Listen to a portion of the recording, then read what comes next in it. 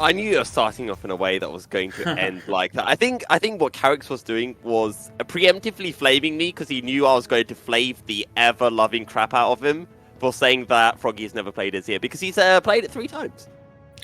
Okay, so on one hand, yes, technically he's played it 3 times. On the other hand, I don't think anyone, especially Froggy, would be mad if we forgot those games because they were some not great games. There was a very specific reason why in the first split that they played that they had another mid laner who specifically stepped in when they needed mages to be played.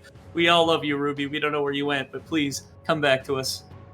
He went and formed a new anime series, but it's spelled differently. Yeah, it's RWBY. I've never watched it, but it's a thing. It was like some weird animated series and it became an anime. Anyway, enough about animes and shows. Back to the main show, which is GAM against Saigon Buffalo, Game 2 of our VCS Upper Bracket Finals. And Game 1 started very well for the side of Saigon Buffalo. They got a very good early lead, but they weren't really able to translate that. No, they were not. We'll see if they have a better way of doing so in this game. There's not quite the early game in this one. That was held before. Oh, back and forth a little bit in the bottom lane. Again, it was interesting just because, again, it's an early level Lulu who's got a good amount of damage into Rakan, just pumping in damage. They ended up winning the health trade pretty significantly as well. As B is just kind of commanding this. It's very, very easy to do so as the Lulu against the Rakan in the very quick early levels of the game. It was something they built on in the last game as well, where like Style was on the Callista. They were able to force into that lane effectively, use it very well in order to get some of the early game dragons. And that was a lot of cause for concern among the problems here. So we'll see if there's a salvage for Saigon Buffalo, whether or not BJ can cover for the bottom side of the map, whether the mid and jungle or mid and top lane, my apologies, are as good as they were in the last game. So it feels like they weren't that far of a cry away from taking a game off of GAM. GAM's got plenty to fix in this one as well.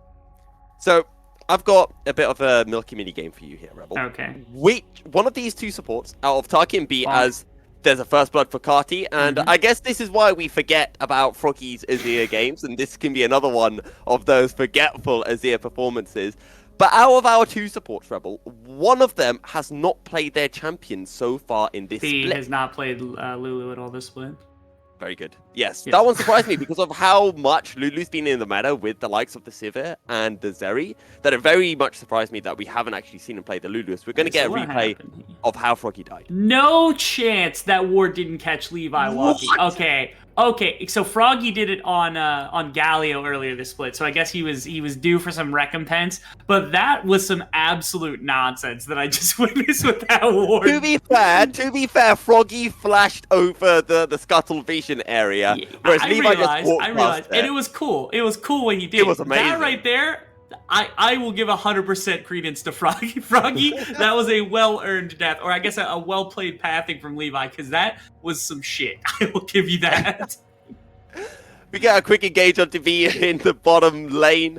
However, nothing really comes of it, and we're all nice and chill here at the start of Game 2 GAM with that first blood that we saw in the mid lane. We caught that replay of Levi getting some early work on this Sejuani. We saw his Trundle, which was actually the second time he played Trundle this year, the first time this split, and this Sejuani is, again, his second game on a champion this year. He's had one previous game on the Sejuani, which he did perform very well on. However, BJ looking to make moves on the top side of the map. Kiaya is very low. One more auto attack. BJ picks up the kill, flashes out of the tower before Levi arrives.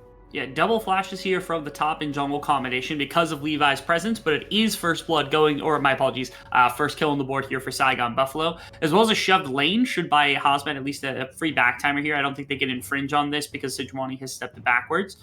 So instead, they'll just walk away, leave this wave likely where it is. Kiaya has to be a little careful just because, the presence of BJ could mean that he's still standing around the area. And there it is, towers underneath. Hosbed can kind of return. Doesn't necessarily need to TP, I don't think, this early in the game. I don't know that Aatrox has that kind of wave clear to start with.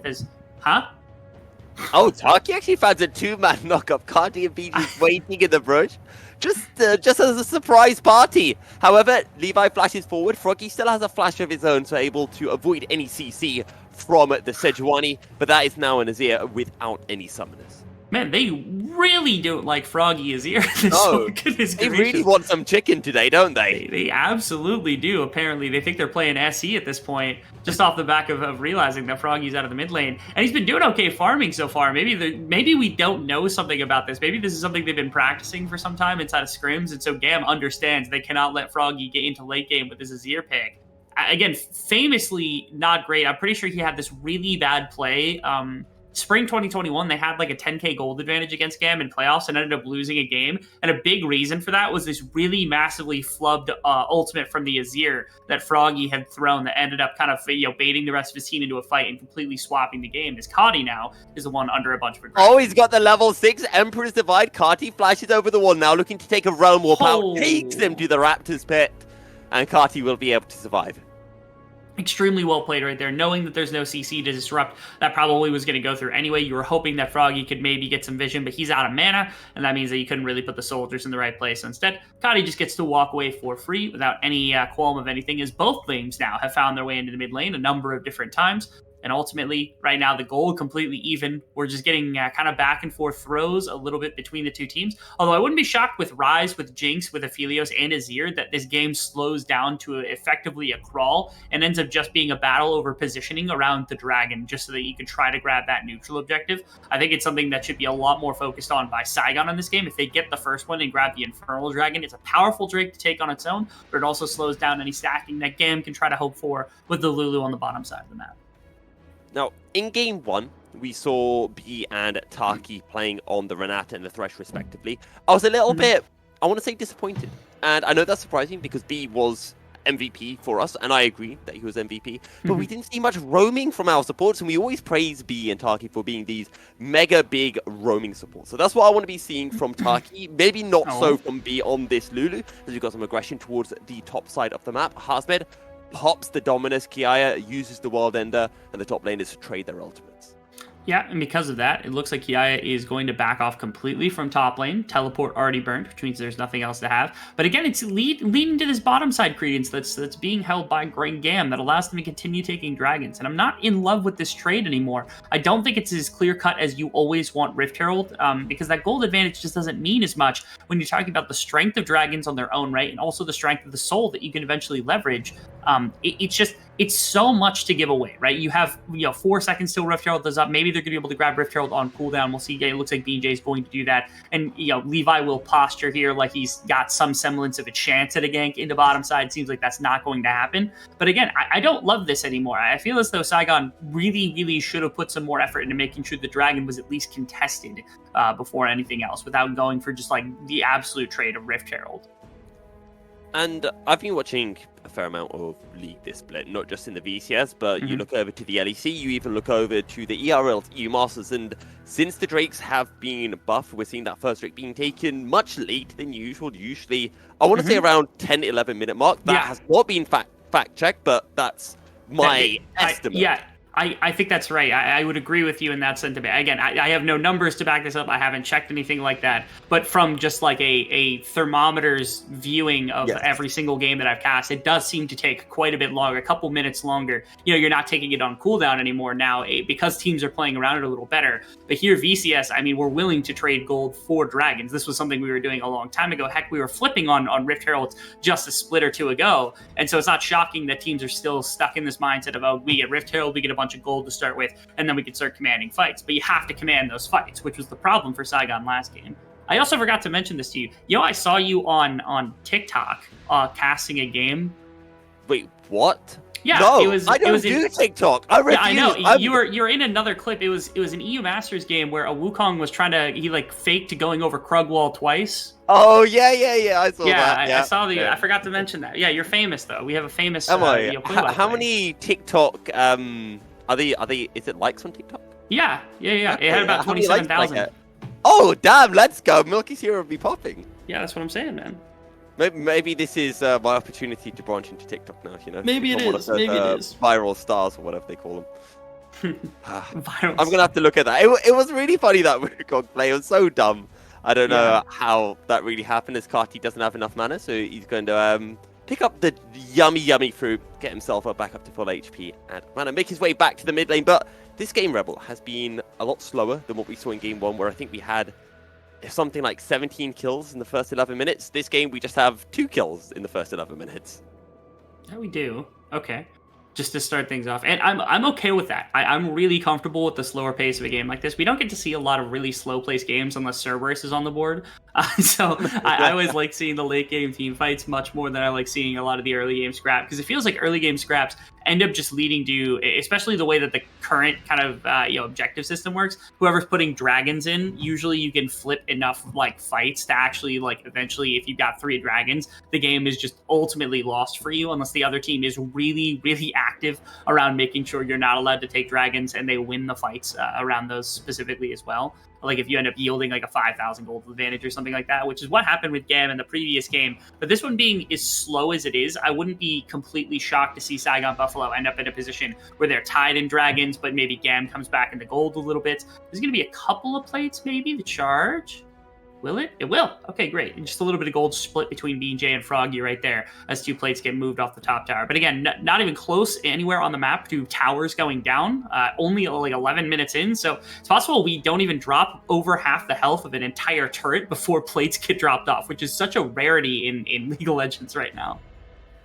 And it's kind of expected as well, because when we compare the drafts, or at least the champions in some of the roles, to game 1, we're seeing style on this Jinx versus something like the Kalista, which wants to see a lot more aggression. We've got Froggy on this Azir, which wants to scale a lot more compared to the Stylist that wants to skirmish in the early stages of the game. What I am a bit surprised about is the fact that we haven't seen that much fighting in the top side when you've got this Aatrox and Renekton that all they want to do is be fighting. Ooh, okay. I'm watching right now. BJ's heading to topside. I know that Levi's kind of been around this area for a hot minute, just waiting for the wave to get delivered so that Kiaya can take a break.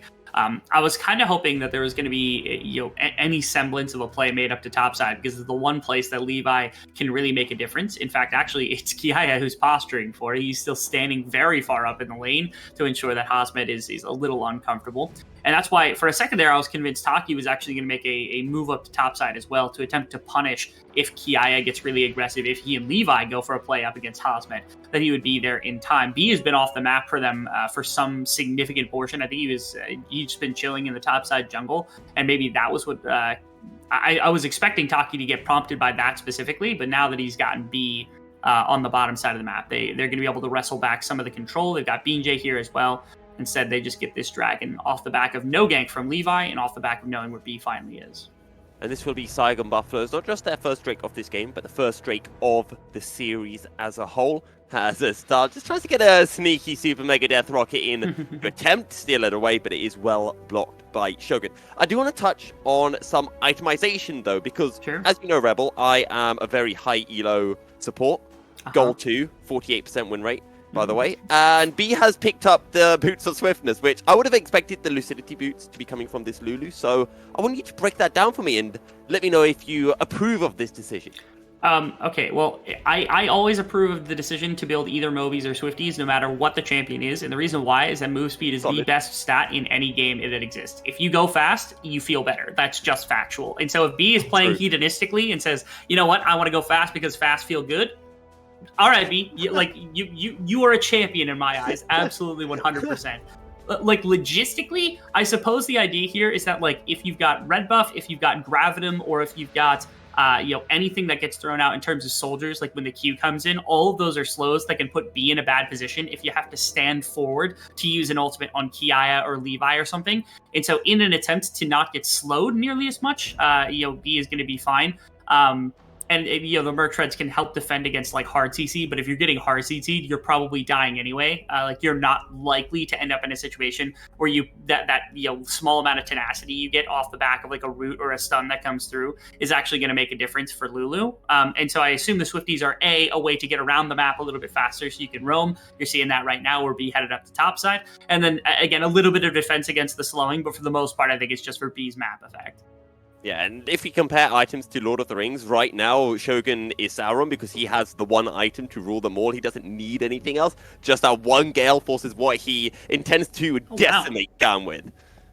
Okay, and there, I mean, if I'm like Saigon Buffalo, I'm 100% cool with what just happened. They just gave first tower of the game, Right. the game away for Rift Herald to get popped in the mid lane. They do have an overload in mid lane, but Froggy's here, and honestly, with the Azir, might be sufficient to actually just keep them away. Yeah, like that wasn't worth. Like, nothing about that situation ended up good for GAM. Yes, you get half the mid tower down, but you got no plates for it. You gave up first tower to Aphelios solo. Like that felt wrong in all ways.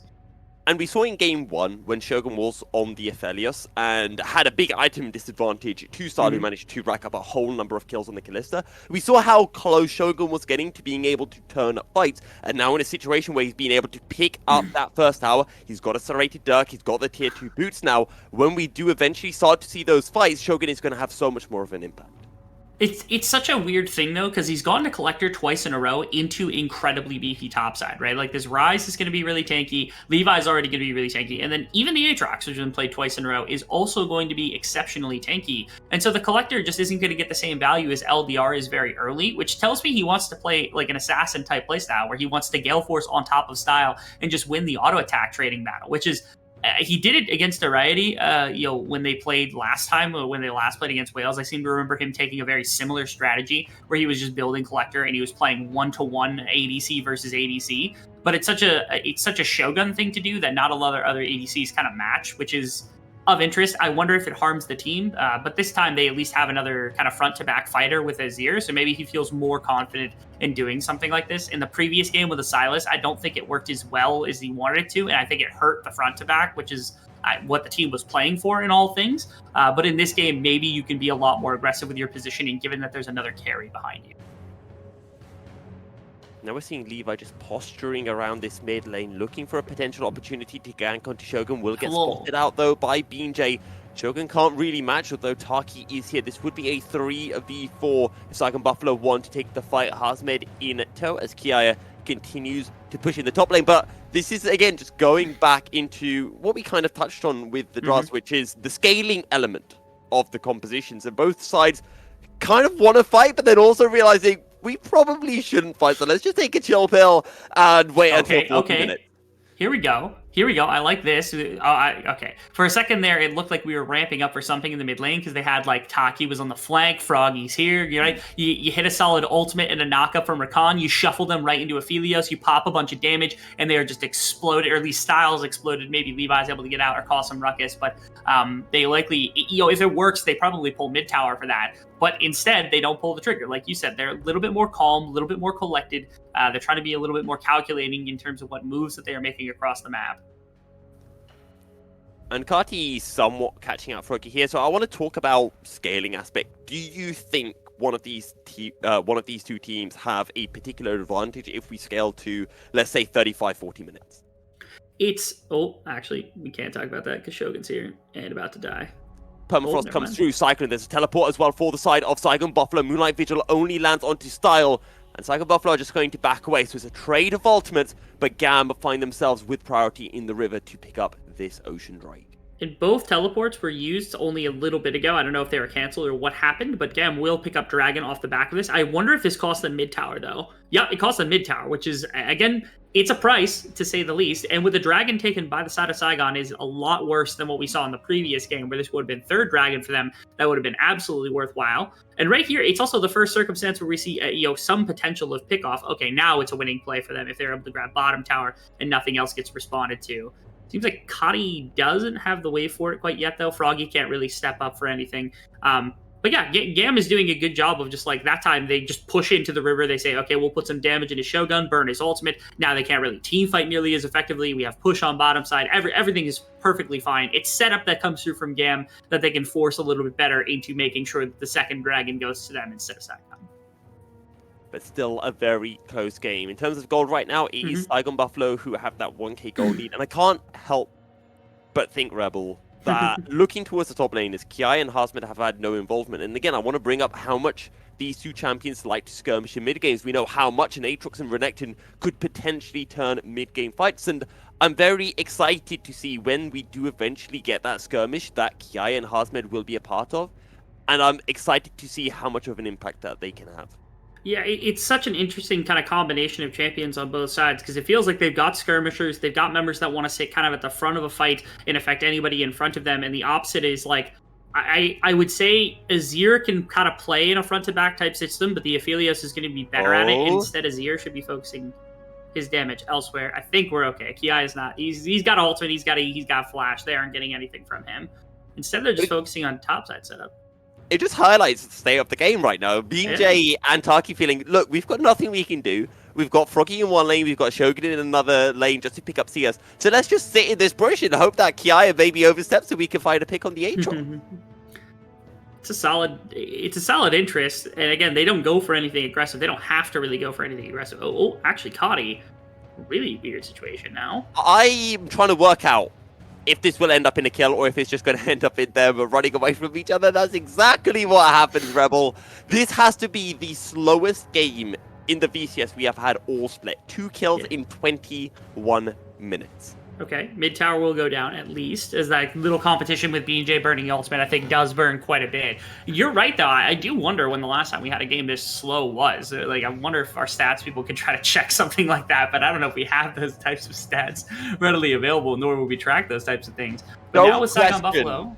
Don't question Beast's unlimited knowledge. Beast is unlimited knowledge pool. I get that, right? Yeah. But I'm not going to try to push his bounds further than he has, right? We can't break him. VCS still has to go to Worlds, so we need those stats for proper timing and things of that sort. So I'm just looking at where they're positioning right now because they're forcing their way directly up mid lane and into the shallow portions of GAM's jungle, as well as taking a couple of camps. Will they find something?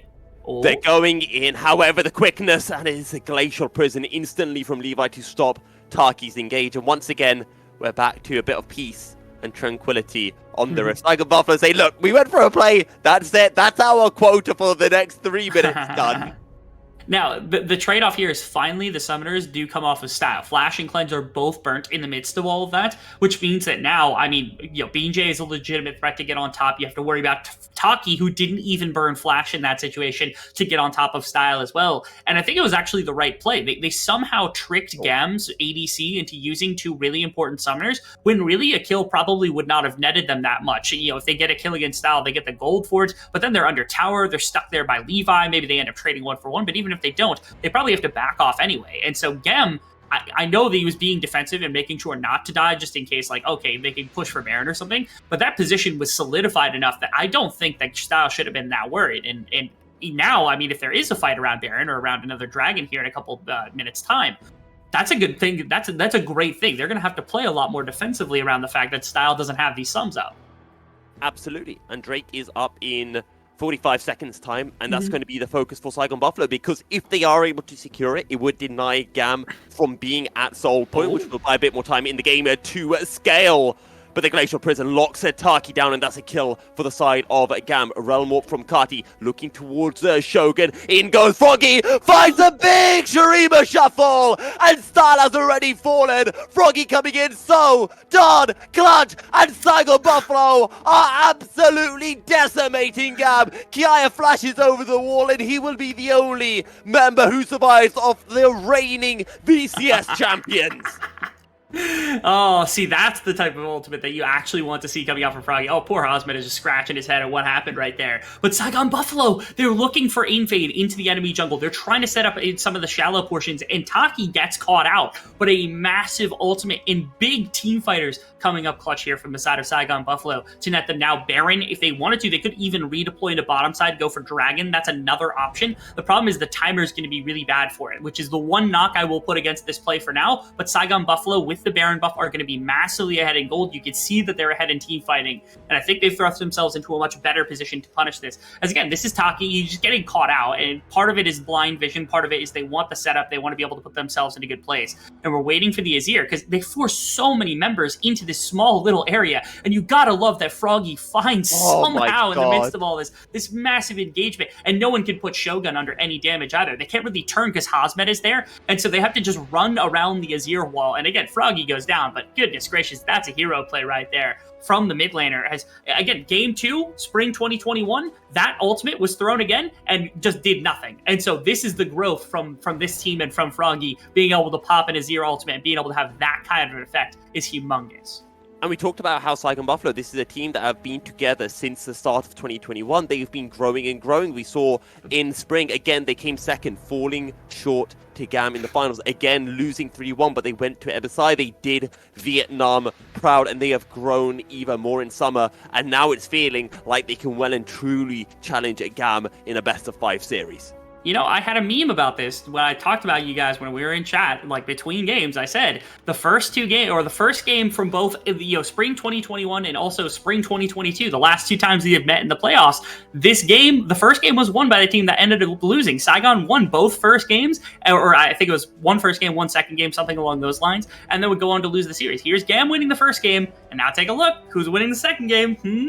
3-1 to Saigon Buffalo. Have the cards already been written? The cards have already been written for this bot lane in a tower, as it has a fallen Kati looking to go in with the Realm Warp, but I'm looking towards Froggy. I'm looking towards that Emperor's Divide. Taki jumps in with a 4-man knockup, but he has no follow-up from the rest of his team. Saigon Buffalo back away, but that dart comes through, and in goes Harsman on the Renekton, slicing and dicing through the members of GAM, and Saigon Buffalo will find 2 kills of their own. And I love everything about this entire setup from the side of Saigon Buffalo, because they have a couple of ultimates that can be used to really set up a big team fight. But the thing is, there are basically 4 people that are here to set up Hosmed, or my apologies, 4 people to set up Shogun, and Shogun putting out damage just as much as he can. He goes untouched in fights. That is the second fight in a row that Shogun has gone completely untouched. Watch him during the course of this, because he's able to throw in, grab him all he wants. He's got Severum as well to set up some of the attack speed for whenever he pulls White Gun here in the middle of this fight. And this is the big thing. Taki, I love the knockup because it shut down so much of what GAM was going to be able to do on the counter punch here. It takes him a second to really get in. It lets Hosmed flash and set up Shogun once again to just deliver auto attacks into this team for absolutely nothing. Look at that. 2 members at the front for Shogun to just absolutely easy pick,